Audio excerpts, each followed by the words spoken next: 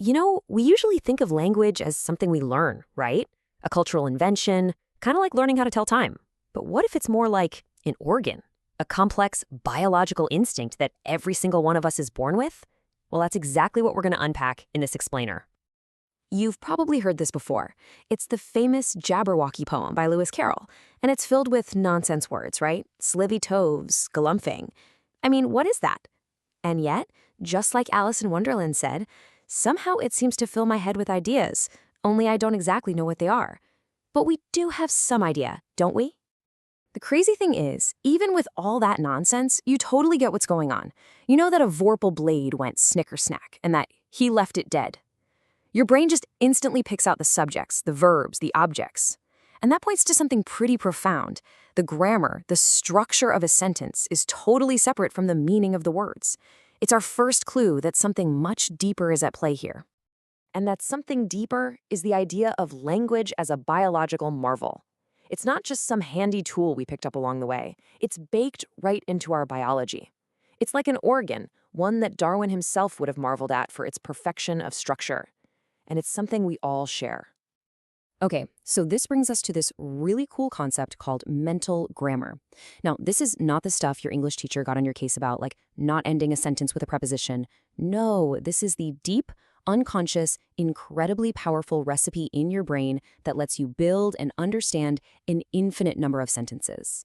Think of it like the universal operating system for language that we're all born with. And get this mental software we have, it's ridiculously powerful.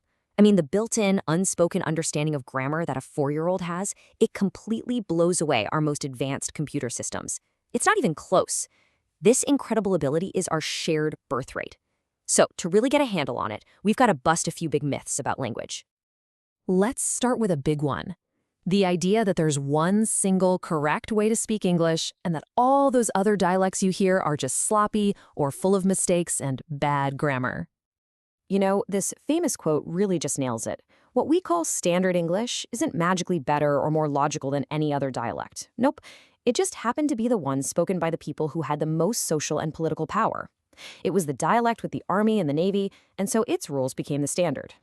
So when you look at these examples, you'll have to realize they aren't mistakes. Saying he doing nothing isn't a failure of logic. It's just a different grammatical system.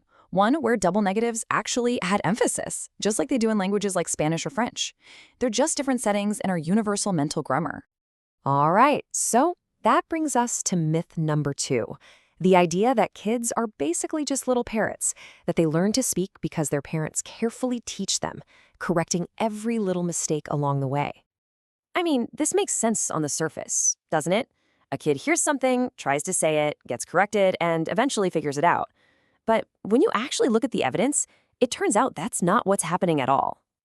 This is the perfect example. A little kid says, "I holded the baby rabbits." Now think about it. Where would they have ever heard an adult say hold it? They wouldn't. This isn't a failure of imitation, it's actually a sign of pure genius. The child's brain has already figured out the rule for the past tense. You add ed, and it's applying that rule perfectly. They just haven't learned the weird, irregular exception for held yet. So here's the big takeaway. Children aren't being taught language, they're growing it. Their brains are these incredible little machines designed to analyze all the speech they hear around them and extract the deep underlying patterns, all on their own. All right, on to our final myth. And this one is a big, kind of spooky idea. It's the idea that your language doesn't just express your thoughts, it actually controls them. It puts a limit on what you can even think.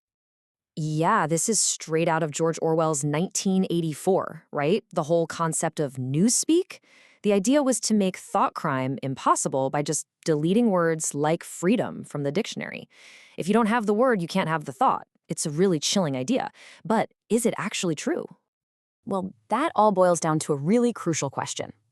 If it turns out we can think without using a spoken language, then that whole theory falls apart. It would suggest that we think in a kind of silent language of thought. Some scientists even call it Mentalese, and we just translate that into whatever words we happen to speak out loud.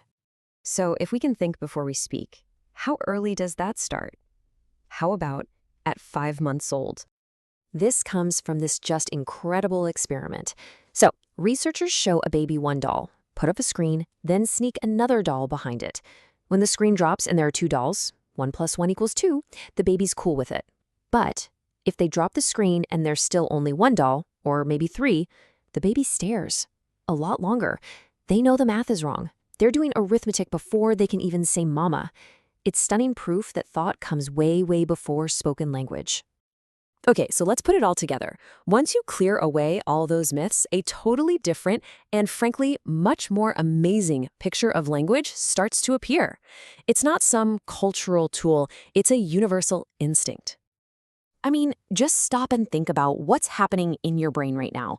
Just to form a simple sentence, you're doing all this, assembling words into phrases, arranging them into these complex structures, obeying hidden rules about word order.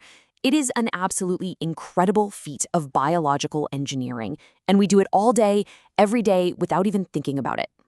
So the bottom line is this. Language isn't some cultural invention we learn, like how to read a clock. No, it's a piece of our biological hardware.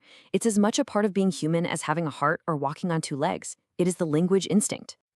And I just want to leave you with this thought from Oscar Wilde. It's a bit provocative, but I think it fits perfectly. Our deepest, most powerful, most human ability, the very thing that lets us create poetry and science and even have this conversation right now, isn't really something that can be taught. It's already inside you. So that leaves me with a question for you. What do you think is the most amazing thing you are just born knowing how to do?